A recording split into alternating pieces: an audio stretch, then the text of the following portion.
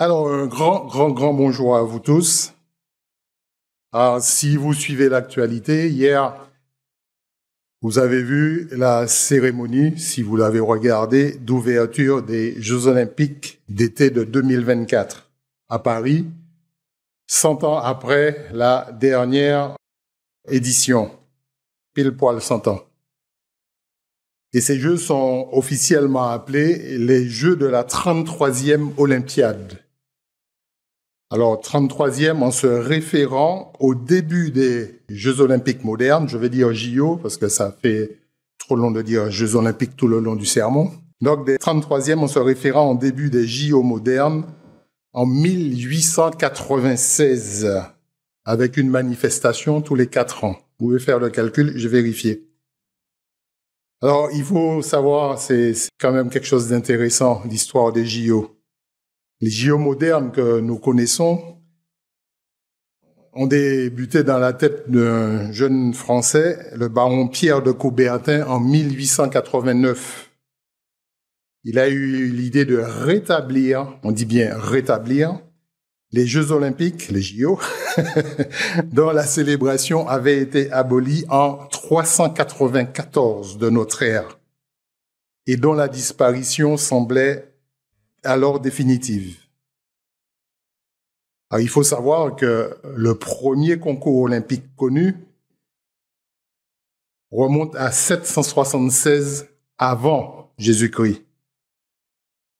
Et pour vous situer sur le plan biblique, c'est durant le règne du roi Osias, qui était lui-même contemporain des prophètes Isaïe, Osée et Amos.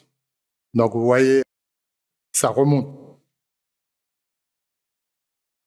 Et donc par la suite, après 776, les Jeux ont été organisés tous les 4 ans, et cela pendant 1200 ans, jusqu'en 394 après Jésus-Christ, date à laquelle ils ont été abolis par l'empereur romain Théodose Ier, car ces Jeux étant créés au début dans le cadre d'un festival religieux en l'honneur du Zeus olympien, donc des dieux de l'Olympe et tout, donc ils ont été accusés de diffuser le paganisme.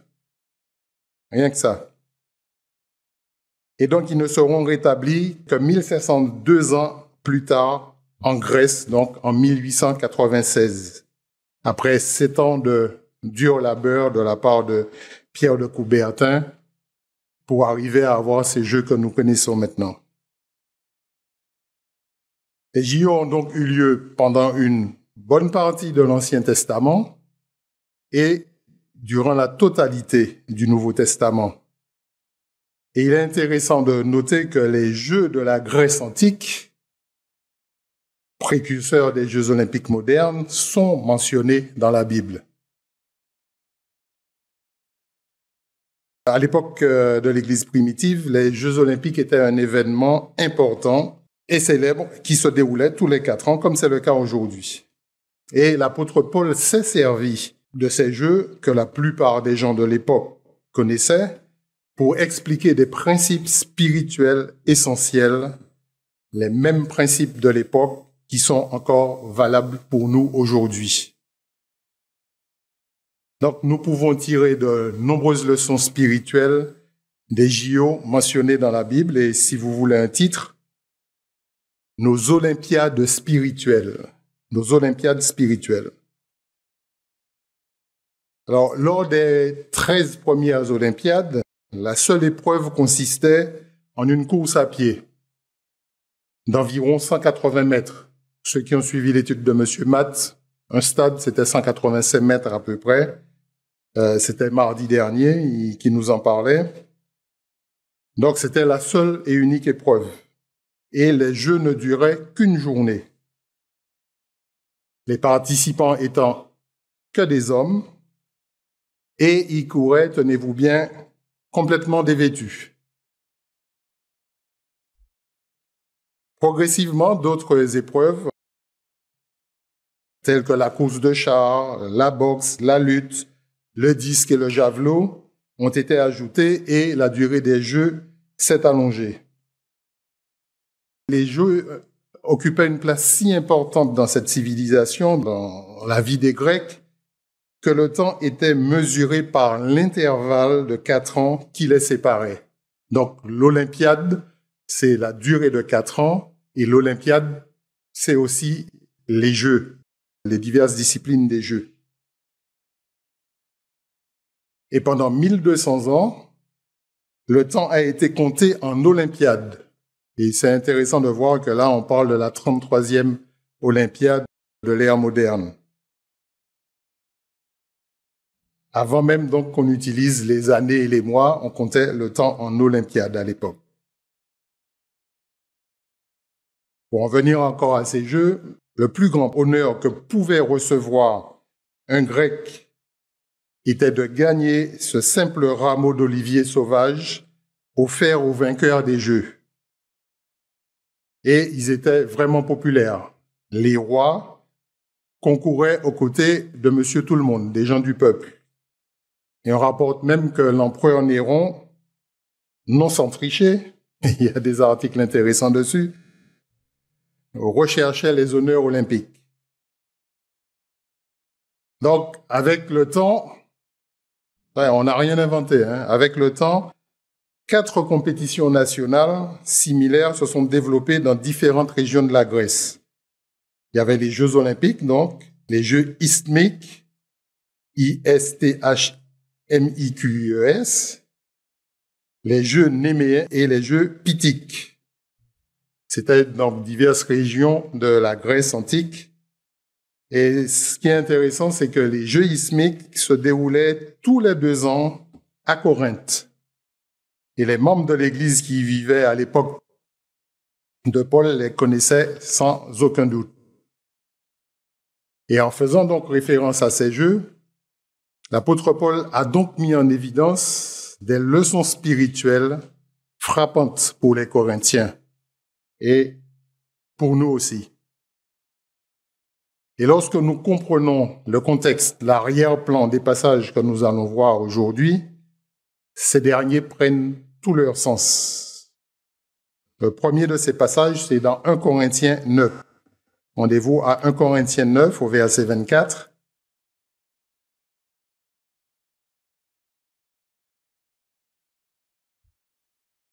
Ne savez-vous pas, nous dit Paul, que ceux qui courent dans le stade courent tous, mais qu'un seul homme remporte le prix. Courez de manière à le remporter. Tous ceux qui combattent s'imposent toutes sortes d'abstinences, et ils le font pour obtenir une couronne corruptible. Mais nous, faisons-le pour une couronne incorruptible. Dans d'autres versions, vous verrez une couronne impérissable dans la crampon, où la seconde 21 nous donne une couronne indestructible. Verset 26, il dit « Moi donc, je cours non pas comme à l'aventure, je frappe non pas comme en battant l'air, mais je traite durement mon corps et je le tiens assujetti, de peur d'être moi-même désapprouvé après avoir prêché aux autres. » Et on va passer un bon petit moment à décortiquer ce passage. Un seul remporte le prix, il nous dit Paul.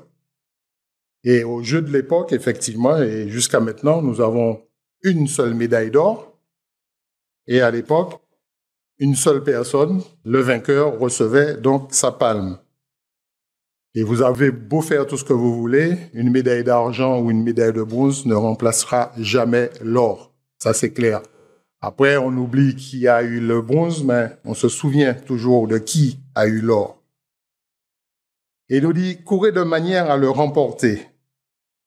Donc, Paul, ici, va comparer notre vie chrétienne à une course et il nous exhorte à courir avec ardeur, mais aussi avec la certitude réconfortante que, bien qu'une seule personne dans une course olympique puisse gagner, tous ceux qui courent avec succès dans la course chrétienne peuvent gagner.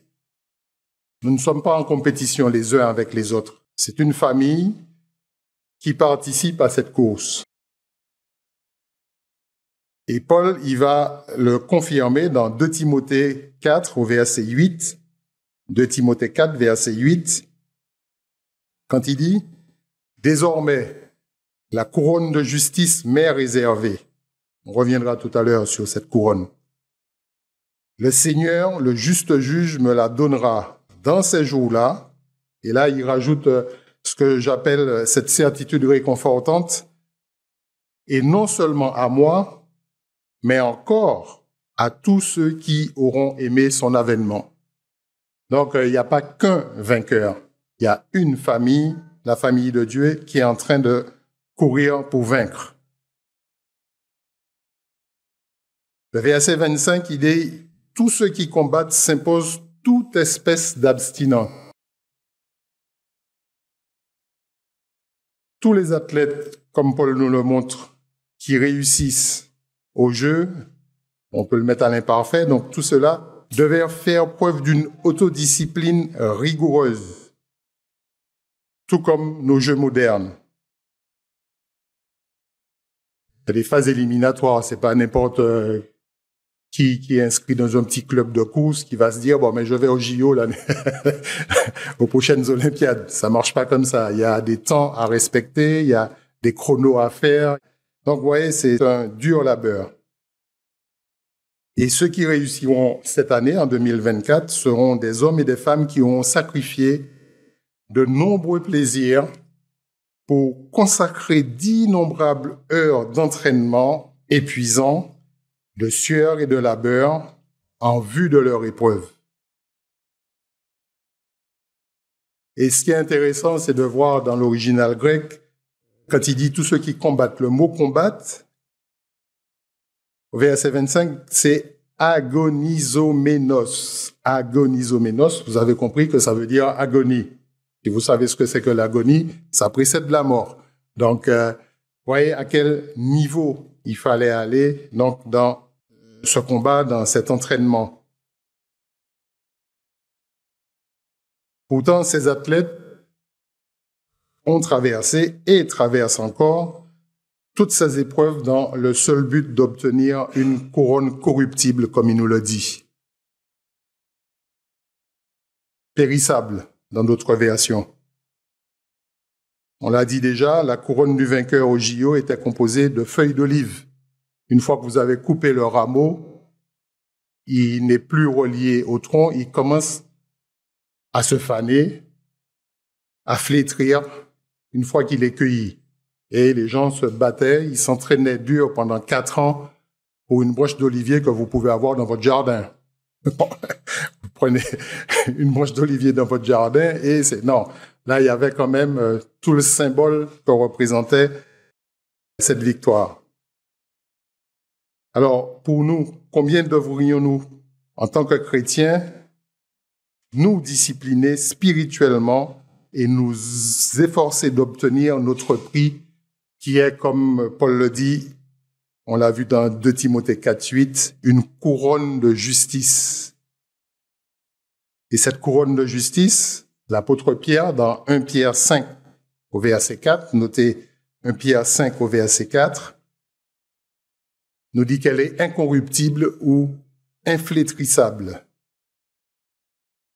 Et là, il nous dit, 1 Pierre 5, verset 4, « Et lorsque le souverain pasteur paraîtra, vous obtiendrez la couronne incorruptible ou inflétrissable dans la darbie de la gloire. »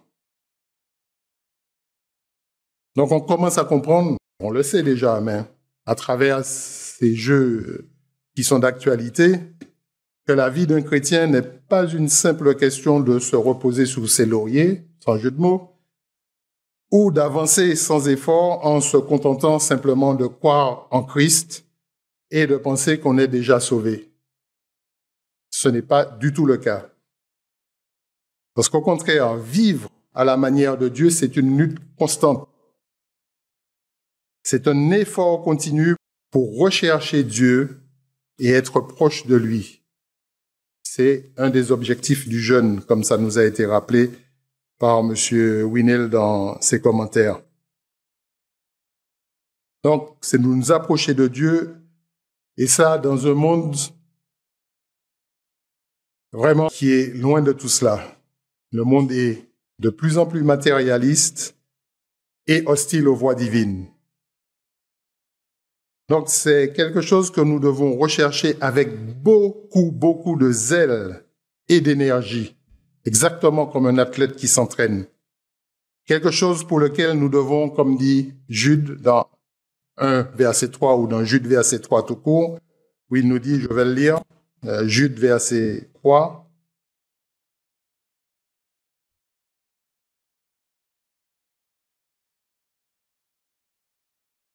Il dit, bien-aimés, alors que je désirais vivement vous écrire au sujet de notre salut commun, je me suis senti obligé de vous envoyer cette lettre pour vous exhorter à combattre pour la foi qui a été transmise aux saints une fois pour toutes. Et la version King James rajoute à combattre intensément. Et elle n'est pas la seule, la Reina Valera en espagnol dit à combattre ardiamente, vraiment avec ardeur. Donc c'est pas un petit combat du matin, on ouvre un œil et puis la journée se passe. C'est un travail vraiment ardu. Nous devons faire preuve de détermination spirituelle, tout comme un athlète de classe olympique. Et comme vous l'avez supposé, je vais vous parler de quelques athlètes qui ont marqué les Jeux, même les Jeux modernes. Avez-vous entendu parler d'Éric Liddell? Peut-être pas. Il concourait en 1924 à Paris, il y a exactement 100 ans. Et si vous avez vu le film Les chariots de feu, vous avez son histoire. Si vous ne l'avez pas vu, je vous conseille de le voir. C'est un film formidable qui est sorti en 81 et qui a été récompensé par plusieurs Oscars. Et je pense même, y compris pour la musique, vraiment quelque chose, c'est la musique d'Evangelis et avec des images, des ralentis. Vraiment un film à voir. Si vous avez l'occasion de le voir dans une salle, je ne sais pas si des chaînes ont programmé pour les 100 ans ce film. Je n'ai pas pensé à faire la recherche, mais sinon, je pense qu'on peut le trouver sur Internet, le louer ou l'acheter. Mais c'est vraiment un film formidable. Et il raconte donc ce film l'histoire d'Éric Liddell, dont je vais vous dépeindre le portrait. Donc, ce monsieur, donc, ses fortes convictions chrétiennes l'ont amené à considérer le dimanche comme le sabbat. Autrement dit, un jour mis à part par Dieu pour le repos, la réflexion et l'adoration plutôt que pour les loisirs et le travail. Et Éric Liddell prenait cela très au sérieux et refusait de concourir le dimanche. Chapeau. Aux Jeux olympiques de 1924, le programme d'athlétisme est publié plusieurs mois avant les JO eux-mêmes, et il apprend Liddell que les épreuves éliminatoires de son épreuve de prédilection, le 100 mètres, c'était un sprinter, ce monsieur. Ces épreuves éliminatoires sont programmées un dimanche. Et bien sûr, il va faire des mains et des pieds pour faire changer le calendrier, mais en vain.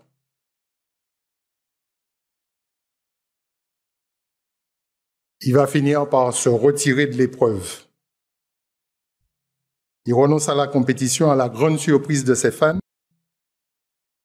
Et tous ceux qui l'ont encensé, parce qu'il n'est pas arrivé à ce niveau sans être connu avant, tous ceux qui l'ont encensé par le passé le traitent maintenant de fou, voire de traître. Traître à la nation. Et il va subir de grosses pressions pour changer d'avis, mais il va tenir bon. Alors, par chance, entre guillemets, l'un des concurrents du 400 mètres déclare forfait et cette course doit se dérouler en semaine. Liddell peut donc prendre sa place. Mais 400 mètres, ce n'est pas un 100 mètres.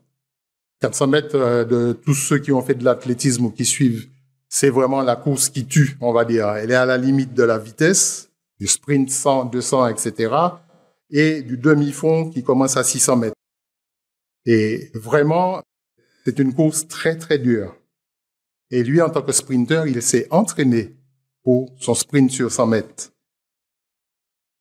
Il aura quand même un peu de temps pour se mettre aux 400 mètres. Mais ce n'est pas vraiment sa distance, c'est pas sa spécialité. Malgré cela, il franchit la ligne d'arrivée en 47 secondes 6 dixièmes à l'époque, c'était des dixièmes, il y a 100 ans, et établit un nouveau record. Il remporte une médaille d'or sans avoir trahi ses convictions. Il était déterminé à plaire à Dieu. Il ne connaissait pas le sabbat, ou il connaissait le dimanche comme jour de repos, le jour du Seigneur pour lui. Il était déterminé à plaire à Dieu en ne se livrant pas à ses propres occupations, comme nous dit Ésaïe. Pour Liddell, en tant que compétiteur acharné, une médaille d'or olympique n'était pas le prix le plus important de sa vie. Plus tard, il déclarera « Ce fut une expérience merveilleuse de participer aux Jeux olympiques et de ramener une médaille d'or à la maison. Mais depuis que je suis jeune, j'ai les yeux rivés sur un autre prix. Voyez-vous, chacun d'entre nous participe à une course plus importante que toutes celles que j'ai menées à Paris. Et cette course s'achève lorsque Dieu distribue les médailles. » C'est tellement beau. Et beaucoup de gens se moquèrent de la décision de Liddell de s'abstenir de courir le dimanche, mais peu de gens ont remarqué le petit papier que lui tendit un membre de l'équipe américaine. Alors, d'après le film, en tout cas, ce serait Jackson Scholes qui, lui, cette même année, gagna la médaille d'or aux 200 mètres. Et donc, Scholes, dans le film, on montre qu'il remet ce petit papier et Liddell qui l'ouvre et qui y voit Monsieur Liddell. Il est dit dans l'Ancien Testament, « J'honorerai ceux qui m'honorent », en citant 1 Samuel 2, verset 30. Et dans ce film qui est vraiment magnifique, dans la dernière ligne droite, le 400 mètres, c'est le tour complet de l'anneau autour du stade, là.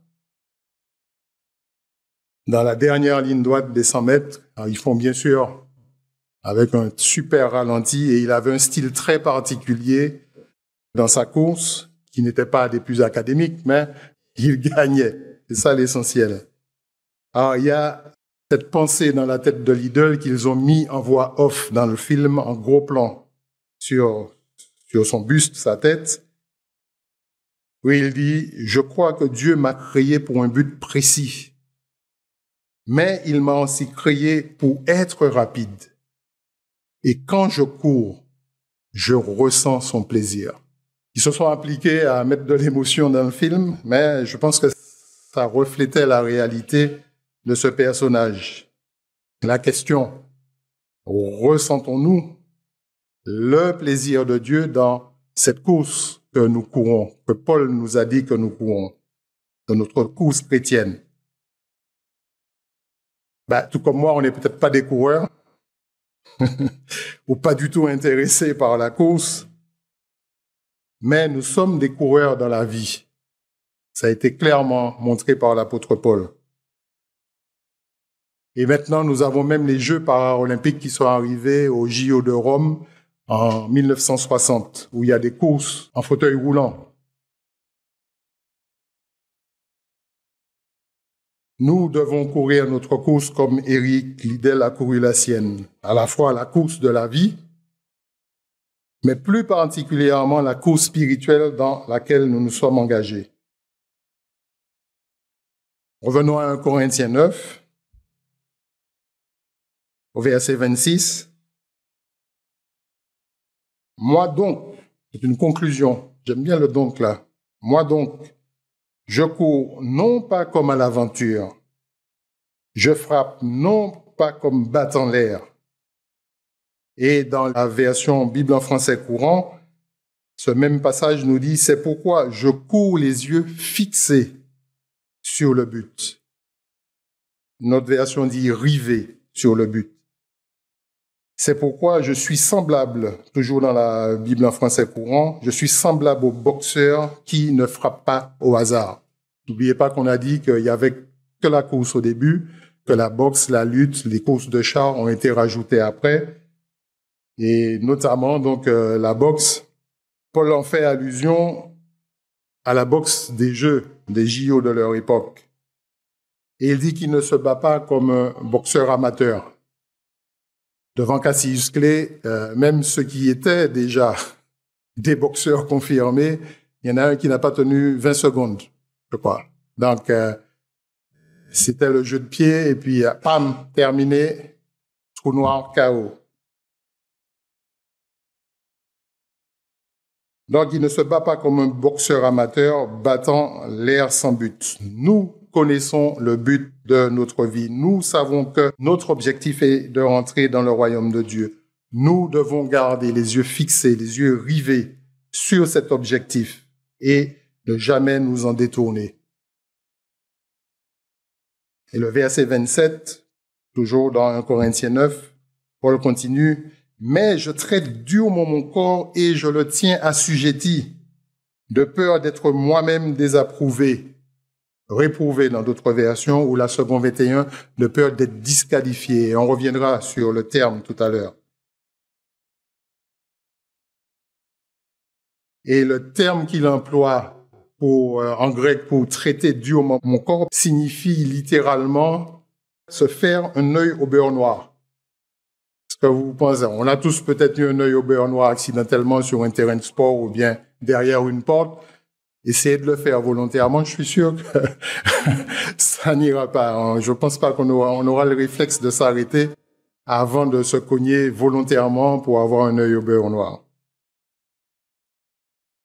Donc, Paul montre la nécessité d'une autodiscipline rigoureuse afin de s'assurer qu'il resterait sur la bonne voie dans sa vie spirituelle personnelle. Parce que même si j'ai parlé de famille, le salut reste individuel. Il faut bien comprendre cela. Ah oui, je connais bien le pasteur, je connais bien tel. Non, c'est individuel, c'est personnel. Même si nous courons ensemble, main dans la main. Et là, une fois de plus, nous constatons qu'une attitude insouciante, laxiste, zen, entre guillemets, et complaisante ne nous permettra pas d'entrer dans le royaume de Dieu. Dieu veut que nous soyons vraiment sérieux et appliqués, motivés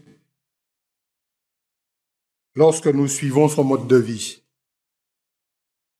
Il veut nous voir nous efforcer de construire un caractère spirituel solide et résistant.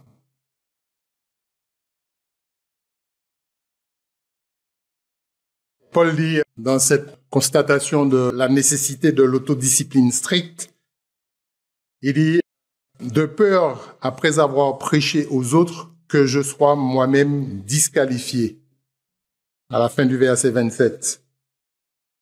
Et ce mot « avoir prêché » fait référence à cette fonction de héros, H-E-R-A-U-T, lors des Jeux de la Grèce antique. Donc, le héros avait pour tâche de proclamer les règles et de convoquer les concurrents. Vous voyez, un style Léon Zitrone, oyez, bonne chance, voilà les règles de telle course. Oyez, messieurs, dames et tout. Donc, il présentait les concurrents et il annonçait les règles. Et c'est ce qu'il dit, Paul, après avoir été donc le héros, en quelque sorte, j'ai peur d'être moi-même disqualifié. En faisant référence à une personne que les juges, parce qu'il y a toujours des juges dans les épreuves, rejetteraient comme n'ayant pas mérité le prix. Donc, on peut être disqualifié, et il fait aussi allusion à cela. Notez simplement Galates 2 au verset 2. C'est pas le contexte, mais il dit « afin de ne pas courir ou avoir couru en vain » ou encore inutilement ou pour rien dans d'autres versions.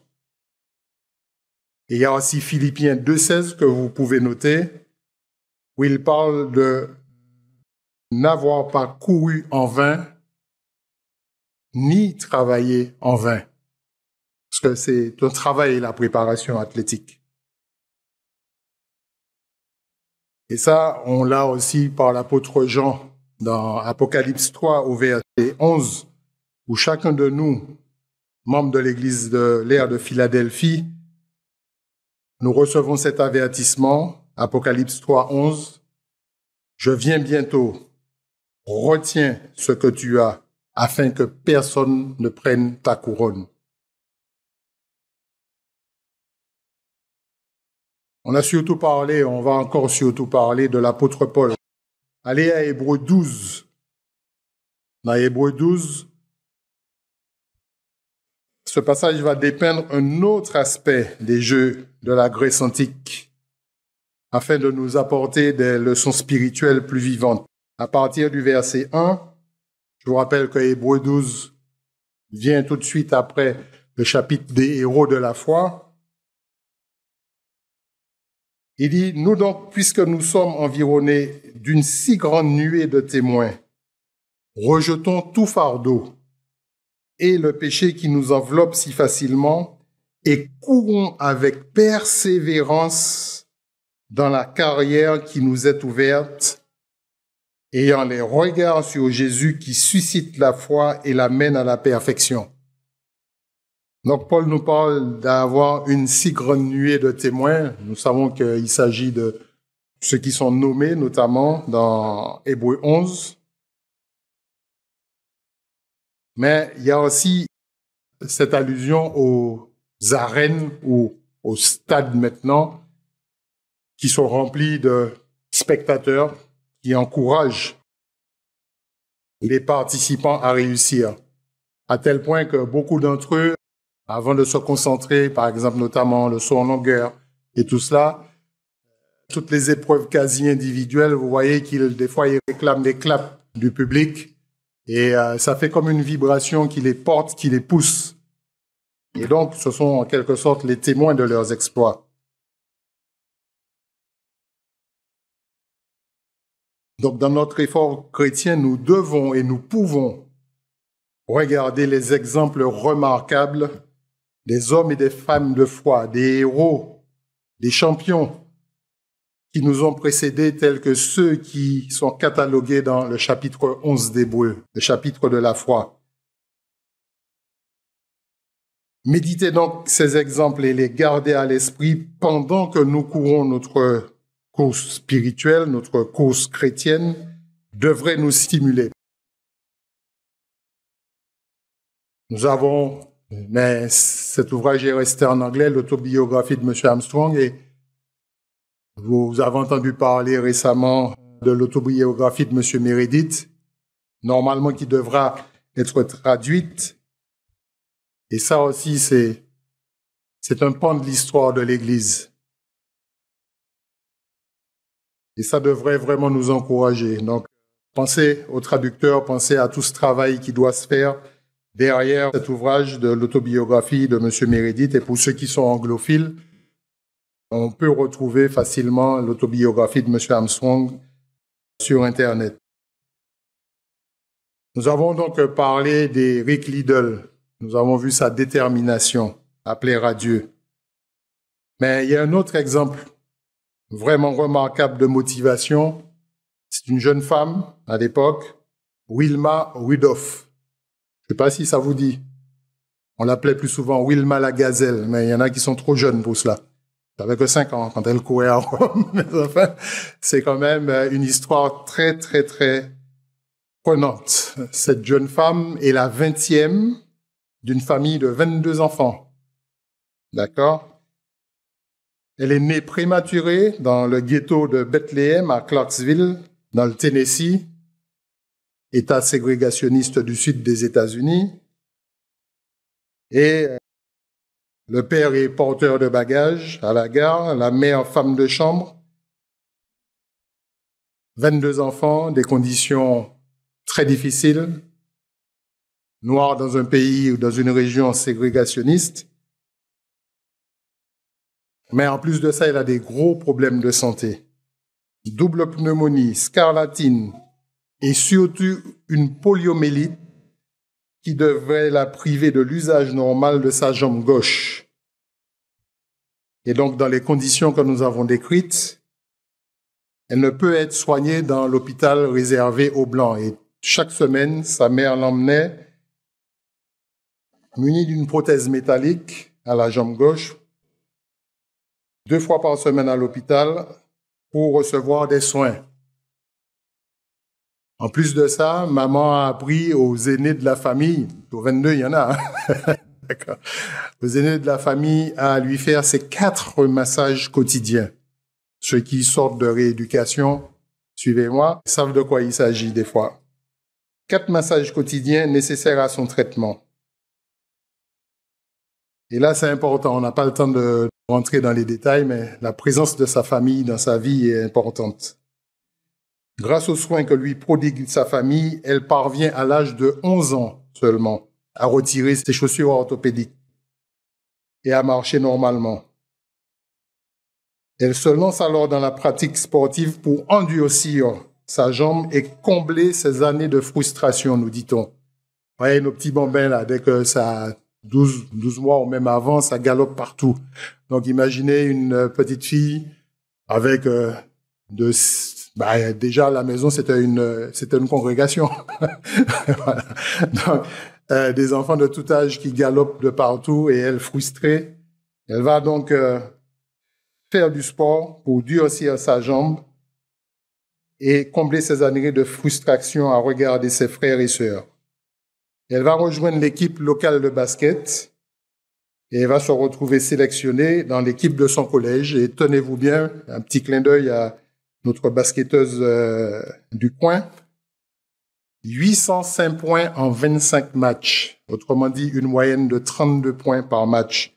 Pour les basketteurs aussi de la salle, vous savez que c'est quand même quelque chose de formidable. Et elle est vite repérée, donc pour faire ça, il faut savoir courir vite, à tel point qu'un de ses surnoms, c'était Moustique. C'est son entraîneur de basket qui l'appelait Moustique. Tu es partout. Et surtout sous le panier pour marquer des points. Donc, elle est vite sélectionnée et réorientée vers la course à pied. Et bien, cette jeune femme qui a commencé sa vie avec tant de difficultés va être triple médaille d'or au JO de Rome en 1960. 100 mètres, 200 mètres, 4 fois 100 mètres. Et le 4 fois 100 mètres, c'est encore quelque chose d'épique parce que elle est la dernière à courir et le passage de relais de la 3e à la 4e se passe mal. Elle a 2 mètres de retard sur les autres concurrentes et on l'appelait pas la gazelle pour rien. Elle a gagné donc. Et vraiment, cette motivation de cette jeune fille qui passe de la poliomyélite à être la femme la plus rapide du monde, puisqu'elle avait eu des records personnels, des records de vitesse. Elle a été intronisée au Temple de la Renommée aux USA en 1974. Elle est morte en 1994 d'un cancer du cerveau. Mais en 2014, elle a été elle aussi intronisée au Temple de la Renommée de l'athlétisme international. Donc, vous voyez le travail de motivation et de vraiment détermination pour réussir. Quand on a des exemples comme ça, on comprend qu'un athlète olympique ne peut pas se permettre de porter de poids inutile. On a dit tout à l'heure que les premiers athlètes couraient complètement dévêtus. Vous irez pas courir un 100 mètres avec parka, moumoute, tout ce que vous voulez. Vous allez courir de façon la plus légère possible. Parce que vos vêtements, s'ils sont trop lourds, ils vont vous ralentir, ils vont vous gêner. Et c'est ce que Paul veut nous souligner dans Hébreux 12 au verset 1, quand il dit « Rejetons tout fardeau et le péché ». Il fait la liaison entre le fardeau et le péché qui nous enveloppe si facilement. Et courons avec persévérance dans la carrière qui nous est ouverte. Et la Bible en français courant nous dit « Courons résolument la course qui nous est proposée ». Et on comprend à travers Paul que le péché, c'est un fardeau qui nous retient et qui nous empêche de faire de notre mieux dans notre vie chrétienne, dans nos efforts chrétiens. Paul n'a pas inventé l'eau chaude. Allez dans Psaume 38. Psaume 38. Et c'est là, c'est David qui parle. Au verset 5.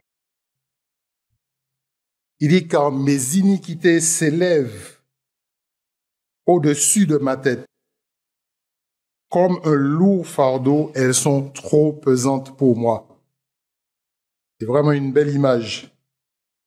Et son fils Salomon, dans Proverbe 5, au verset 22, dans un contexte très particulier de fidélité conjugale, Proverbe 5, verset 22, il nous dit « Le méchant est pris dans ses propres iniquités, il est saisi par les liens de son péché. » L'Ostierval nous donne ce passage de Proverbe 5 au verset 22. Le méchant sera pris dans ses iniquités et il sera retenu dans les cordes de son péché. Non seulement il est pris, mais il est retenu. C'est important de comprendre l'influence du péché dans nos vies. Et les péchés, quels qu'ils soient, en faisant un petit clin d'œil au pain sans levain, ils doivent être découverts et éliminés. Et c'est ça, en quelque sorte, le but de la fête des pains sans levain, nous rappeler cette obligation que nous avons de vaincre, de lutter contre le péché. Et ça, ce faisant, nous pourrons avancer énergiquement dans notre course vers le royaume de Dieu. Toujours dans Hébreux 12, j'ai oublié de vous dire de garder le doigt dedans. Hébreux 12 au verset 2, où il disait, alors le temps de le reprendre, qu'il garde les yeux fixés sur le but. Voilà, verset 2. Voilà, au verset 2, ayant les regards sur Jésus qui suscite la foi. Vraiment, ce passage nous montre l'importance d'avoir un but à atteindre dans nos vies, exactement comme un concurrent olympique. Vous voyez tous, là, quand ils se mettent en position de départ, ils ont au moment du prêt la vision de ce qu'ils ont à courir, de la ligne finale là-bas. Et là, dernièrement, il n'y a pas très longtemps, le 20 avril 2024, il y a un jeune Suédois de 24 ans, Armand Duplantis. Alors, si vous aimez un sport, c'est le saut à la perche. Ça me fascine. Il a battu son propre record, il n'arrête pas, c'est vraiment des petits records de centimètres chaque fois. Mais là, il a battu son record et il a sauté 2,24 m avec une perche. Et vraiment, ce qui est intéressant avec la technologie moderne, c'est de revoir ces images au ralenti. Si vous regardez sur YouTube, vous allez dans les paramètres, vous choisissez la vitesse de lecture. Et juste en partant comme ça, il lève les yeux. On ne sait pas si c'est pour une prière ou si c'est pour regarder le bout de sa perche qui fait à peu près 5 mètres. Il y a la course et puis la perche qui se plie, là, un peu comme le micro. Et il passe au-dessus de la barre, mais avec vraiment de la marge. Et en retombant de l'autre côté, en s'enroulant autour de la barre, sans la toucher, mais il avait facilement 20 cm de marge. Il a les yeux fixés sur la barre, en la regardant, et puis même pas millième de seconde après, il a ce geste de victoire, mais quelque chose de formidable. Là, je t'ai eu. Ça. Et là, il y a le drapeau blanc qui valide l'essai, mais il reste pas sur le tapis. Je sais pas si les règles ont changé, mais à l'époque, fallait sortir rapidement du sautoir, parce que si la barre venait à tomber, vous aviez pas d'essai. Tandis que si vous sortez du tapis et que la barre tombe, vous avez votre essai. Donc, il y a encore un juge avec un drapeau blanc qui va valider le saut. Mais vraiment un saut fantastique. Il y a même 3 mois de cela. C'est vraiment quelque chose. Et ce même jeune homme, 24 ans, qui n'arrête pas de grimper. On verra ce qu'il va faire au JO cette année. Mais là, ce but pour nous, c'est, comme dit Paul, ayant les regards sur Jésus qui suscite la foi, donc il la suscite et l'amène à la perfection. Et vous voyez pourquoi on parle de la foi du Christ en nous. C'est lui qui va l'amener à la perfection. Le Christ était là au début de notre course individuelle, quand on se mettait sur les starting blocks. Après l'appel, là, on s'aligne, on appelle les concurrents. Il était au départ de notre course, il nous a montré le chemin à suivre et on sait qu'il sera à l'arrivée, remettant les prix aux vainqueurs. Lidl l'a dit tout à l'heure, quand Dieu remet les médailles. Et là, il y aura la phrase aussi, c'est bien, bon et fidèle serviteur. Rentre dans la joie de ton maître. Tu as été fidèle en peu de choses, rentre dans la joie de ton maître. Et le verset 3 nous donne quand même niveau. Toujours en parlant du Christ, il dit « Considérez celui qui a supporté contre sa personne une telle opposition de la part des pécheurs, afin que vous ne vous lassiez point l'âme découragée. » Et le verset 4, « Vous n'avez pas encore résisté jusqu'au sang en luttant contre le péché. » N'oubliez pas qu'on était en train de parler du fardeau du péché. Le Christ a lutté jusqu'au sang en nous laissant un exemple. D'autres aussi ont perdu leur vie. Dans la liste des héros, il y en a qui ont été sciés. C'est vraiment quelque chose d'assez impressionnant à relire, la liste des héros de la foi de Hébreux 11.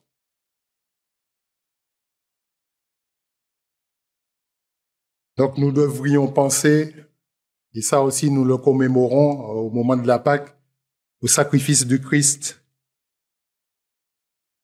Parce qu'il a eu à lutter contre le péché, il a été tenté, comme nous dit Paul aussi, en toutes choses, sans jamais pécher. Afin que nous ne soyons pas là et faibles dans la compétition, et elle est épuisante. Si on regarde bien, c'est, comme on dirait chez nous, c'est pas ridichesse botable. Autrement dit, c'est pas juste s'asseoir autour d'une table et manger. Paul va nous donner une autre description vivante de l'effort intense que nous devons déployer pour atteindre l'objectif du royaume de Dieu. Allez dans Philippiens, s'il vous plaît, Philippiens 3. Philippiens 3 au verset 13. Frères, je ne pense pas l'avoir saisi, mais je fais une chose. Oubliant ce qui est en arrière et me portant vers ce qui est en avant, je cours vers le but pour remporter le prix de la vocation céleste de Dieu en Jésus-Christ. La Darby nous le dit, je cours droit au but pour le prix de l'appel céleste de Dieu. Vocation et appel, c'est la même chose. Si Dieu nous appelle, c'est que nous sommes capables d'arriver en bout de ligne. Nous sommes capables de franchir les 6 mètres et quelques, si un jour nous avons à le faire. Pourquoi pas?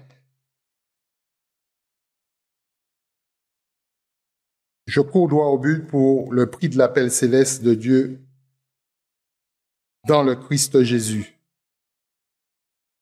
Et Paul va faire souvent aussi référence au JO dans ses épîtres à Timothée. 1 Timothée 4, on va passer quelques passages en revue là. 1 Timothée chapitre 4, verset 8.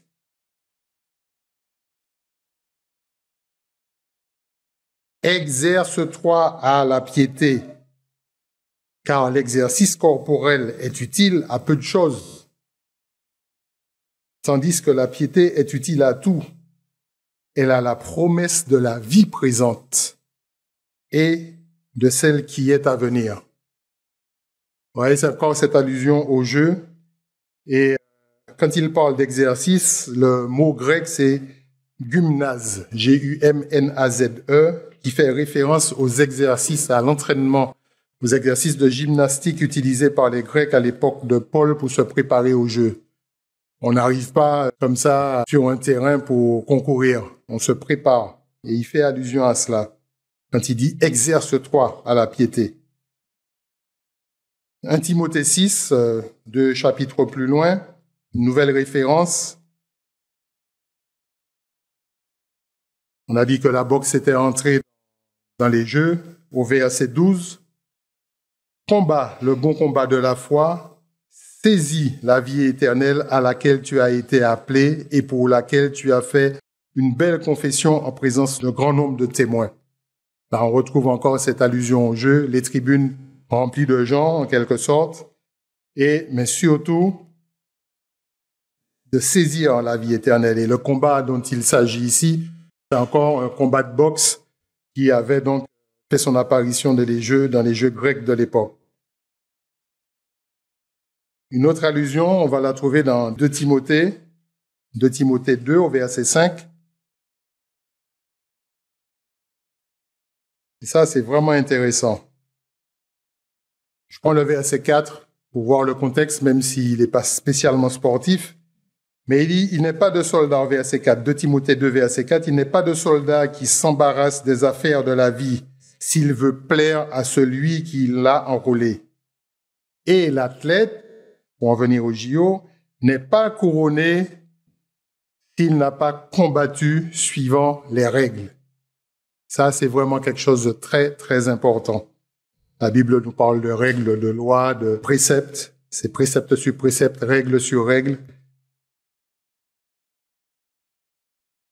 Et on disait tout à l'heure aussi que le héros, H-E-R-A-U-T, était là pour proclamer les règles aux concurrents. Il dit, l'athlète n'est pas couronné s'il n'a pas combattu suivant les règles. Alors, c'est vrai qu'il y a des cas de disqualification. J'avais promis d'en parler. En cas de dopage. Et là, on peut se dire, l'athlète savait qu'il aurait pu avoir un contrôle antidoping, et tant pis pour lui. Et puis c'est pas fair play non plus de se doper quand d'autres ne le font pas. Mais le cas de Jane Saville, c'est une autre histoire. Jane Saville, elle est australienne, c'est une spécialiste de la marche athlétique. Et c'est vraiment une discipline très particulière qui ressemble de loin à une course. Vous voyez les athlètes se dandiner. Quand ça marche, là, il y a un jeu d'épaules et de hanches. C'est très particulier. Et cette discipline va entrer au JO pour la première fois en 2000 à Sydney. Nous avons dit qu'elle est australienne. Donc, elle va concourir dans son pays, dans sa discipline de prédilection. Et la technique, c'est que, alors je vous lis ce que j'ai trouvé, mais c'est vrai que ça va tellement vite parce qu'ils marchent trop vite, ces gens-là. 20 km en 2 heures quand même, faut le faire. On peut se poser la question où se trouve la limite entre la marche rapide et une course. 2 critères principaux sont retenus pour cela. Les athlètes doivent constamment garder un pied au contact du sol et doivent également avoir la jambe tendue au moment où leur pied touche le sol. Quand vous courez, des fois, vous êtes suspendu dans l'air et vous avez une flexion du genou. Il suffit de courir, je ne vais pas le faire. Enfin, vous avez qu'à imaginer une course, vous voyez tout de suite à quoi ça ressemble. Non, dans la marche athlétique, il faut toujours une jambe tendue au moment où elle touche le sol. Et pour veiller à ces règles, à ce que ces règles soient respectées, des juges arbitres sont répartis sur tout le parcours des 20 km. Lorsqu'une irrégularité est repérée, ils attribuent un carton jaune aux athlètes qui, au bout de 3 cartons jaunes, sont disqualifiés de la course avec un carton rouge. Au départ de la course, Jane Saville n'est pas parmi les favorites au titre, ni même au podium. Mais elle court chez elle et le public australien n'a Dieu que pour elle et espère la voir franchir la ligne d'arrivée en tête.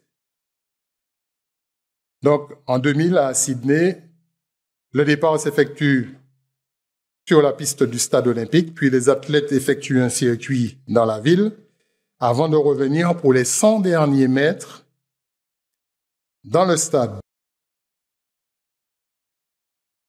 Alors, comme dans toutes les épreuves, beaucoup d'athlètes reçoivent des cartons jaunes et au bout d'un moment, il y en a qui sont disqualifiés, ce qui rend l'épilogue de la course haletant, incertain. On ne sait pas qui sera éventuellement disqualifié.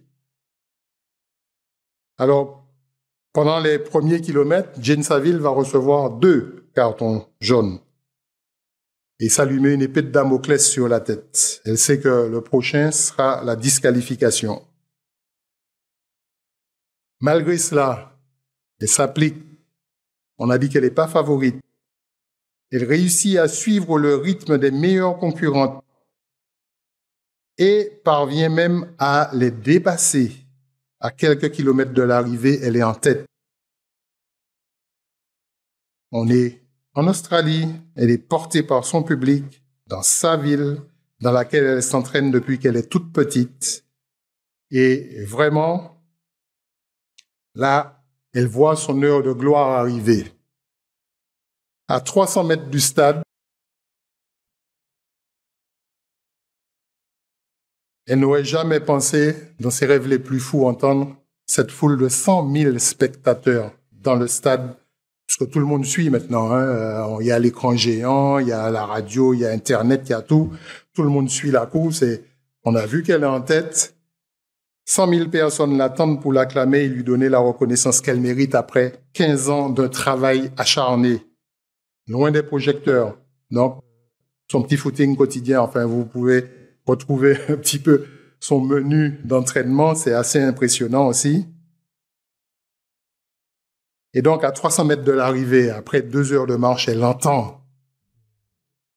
C'est ce public qui l'acclame en quelque sorte. Les supporters sont massés devant le stade. Et elle va voir tous ses rêves brisés en 1 seconde. Juste avant de passer sous les tribunes pour faire son entrée sur la piste du stade olympique, à peu près à 100 mètres de l'arrivée, un juge arbitre s'approche d'elle et brandit comme un coup de poignard le carton rouge. Synonyme de disqualification immédiate. Il n'y a pas « je suis presque arrivé, je finis ». Non, c'est immédiat. Et vraiment, vous pouvez retrouver ces images-là. Je n'ai pas arrêté de les regarder là. Et elle est encore dans l'inertie de sa marche. On a dit que ça marche vite. Et elle vraiment éclate en sanglots devant le carton rouge. Et ça fait penser, au passage, il y en a 7 dans la Bible. Il y aura des pleurs et des grincements de dents. Là, vraiment, vous imaginez 20 kilomètres, c'est 200 segments de 100 mètres pour faire arithmétique. Elle en a fait 199. Et le dernier, elle tombe. Elle a compris, là, tout de suite, que son rêve vient de se briser et qu'elle ne peut rien y changer. Elle n'entrera pas la première dans le stade olympique de sa ville. Elle ne sera pas acclamée par ses supporters. Elle ne sera pas championne olympique. Elle n'entendra pas l'hymne de son pays sur la plus haute marche du podium. Et elle ne finira même pas la course parce qu'elle est immédiatement disqualifiée. Là, on reprend les passages qu'on a vus dans Galates 2.2 et Philippiens 2.16, d'avoir couru en vain, d'avoir travaillé en vain. Heureusement pour elle, c'est pas comme pour nous. Passer tout près de la plus grande émotion de sa vie, et de la plus grande victoire de sa vie, Jeanne Saville a vu s'écrouler tous ses espoirs en une fraction de seconde. Souvenez du message de M. Weston, la fin viendra soudainement. Et là, en une fraction de seconde, tout est passé du vert au noir, on dira.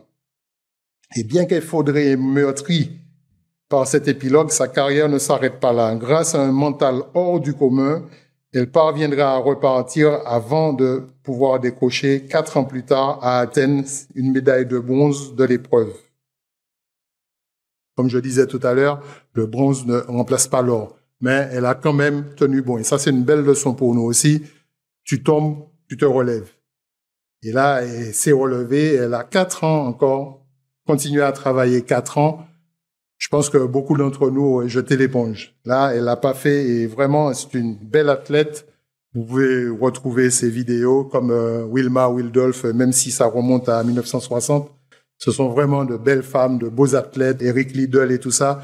Il y a des photos du finish du 400 mètres de Liddell, il y a 100 ans. Alors bien sûr, c'est des images d'époque, mais c'est vraiment de la culture intéressante. Donc, les athlètes, nous l'avons compris, doivent s'efforcer et travailler dur, endurer des épreuves. Et ça en est une. Ça, être disqualifié à 100 mètres de l'arrivée avec 100 000 personnes qui vous attendent pour vous acclamer. Toujours dans 2 Timothée 2, au verset 3, Il dit, souffre avec moi comme un bon soldat de Jésus-Christ. Souffre avec moi. Donc, il y a du travail, il y a de la motivation, il y a des sacrifices. Il y a vraiment tout cela dans une vie chrétienne qui doit se conformer aux règles du concours. Nous devons effectivement travailler avec diligence pour entrer dans le royaume de Dieu. Nous devons obéir aux lois du plus grand juge de tous. N'oubliez pas, dans Genèse 18, quand Abraham négociait avec Dieu le sort de Sodome et Gomorrhe, il a fini par lui dire, en quelque sorte, celui qui juge toute la terre. Ça, c'était relisez ce passage-là, tout ce passage, cette négociation d'Abraham pour essayer de sauver Sodome et Gomorrhe. Dieu a toujours dit, ok, s'il y en a 5, s'il y en a 10, je crois qu'ils se sont arrêtés à 10, il était parti de 50 de mémoire. Il a dit non, je détruirai pas la ville. Et là, celui qui juge la terre, qui juge toute la terre. Alors, il y a des juges. Alors, je crois que celui-là, il était celui qui lui a brandi le carton rouge, était australien aussi. Et, il y a une interview de lui, j'ai pas eu le temps de l'apprécier, mais ça viendra dans un autre message certainement. Mais c'est impressionnant de voir comment cette vie d'athlète peut être reportée sur nous. Vers la fin de sa vie, Paul a utilisé une analogie avec les JO pour résumer les efforts qu'il a déployés tout au long de sa vie. Et ça encore, c'est dans 2 Timothée 4, au verset 7. Et ce même verbe revient, j'ai combattu le bon combat.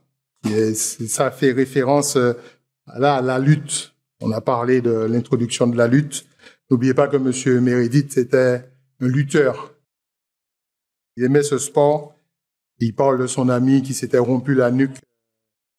Et c'est là qu'il a commencé à s'interroger sur le but de la vie.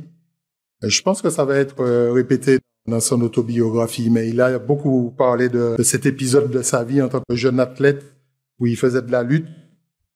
Et donc là, c'est les références qui sont faites par Paul. J'ai combattu le bon combat. J'ai achevé la course. J'ai gardé la foi. J'ai gardé la foi. Donc, il faut garder cette foi pour arriver au bout, comme il dit, comme on l'a vu tout à l'heure. Il a pu effectivement, Paul, regarder en arrière, non pas avec regret, mais pour passer sa vie en revue, en quelque sorte, avec la satisfaction d'avoir couru la course jusqu'au bout et d'avoir respecté les règles. Alors, la question pour nous, sommes-nous capables de faire autant, de regarder notre vie spirituelle avec ce sentiment? J'ai combattu le bon combat. J'ai achevé la course. Et faisons-nous autant d'efforts que possible dans notre tentative d'obtenir le prix glorieux du royaume de Dieu. Au verset 8, toujours de 2 Timothée 4, 2 Timothée 4, au verset 8, alors je reprends le verset 7, « J'ai combattu le bon combat. J'ai achevé la course, j'ai gardé la foi. Désormais, la couronne de justice m'est réservée. Le Seigneur, le juste juge, on en a parlé tout à l'heure, me la donnera dans ce jour-là. Et non seulement à moi, mais à tous ceux qui auront aimé son avènement. » Pas seulement une couronne de feuilles qui se fanent ou une médaille d'or qui peut ternir. Il faut savoir, notez simplement que 1 Pierre 1,7 nous dit que l'or est périssable. Le mercure, j'en ai déjà parlé dans d'autres messages, attaque l'or. L'or est périssable. Mais il dit que non seulement à moi, mais encore à tous ceux qui auront aimé son avènement. On n'est pas en compétition, mais la famille court ensemble. On peut s'entraider, on peut se soutenir. C'est ça le but de la course familiale. Mais ferons-nous partie de tout cela? Ferons-nous partie du groupe des héros conquérants qui monteront sur l'estrade avec Paul? Là, ça va être une belle estrade. Et nous allons recevoir cette récompense, comme dit Éric Liddell, le jour où Dieu distribuera les médailles. Donc, ayons ce message à l'esprit. Les JO ont commencé hier, enfin, un peu plus dans la semaine, mais ils ont été inaugurés hier. On a 2-3 semaines de manifestations sportives. Nous aurons certains la course, d'autres la perche, d'autres la natation, etc. L'occasion de voir nos épreuves favorites avec l'élite du moment. Mais ayons ce message à l'esprit quand nous regarderons les compétitions dans ces prochains jours, de penser à ce travail qui a été effectué au cours des 4 années précédentes. Et vraiment, ayons à l'esprit d'être sur l'estrade avec Paul. Puissions-nous être nombreux à recevoir cette médaille le jour où Dieu la distribuera. Je vous souhaite d'excellents JO, tant physiques que spirituels.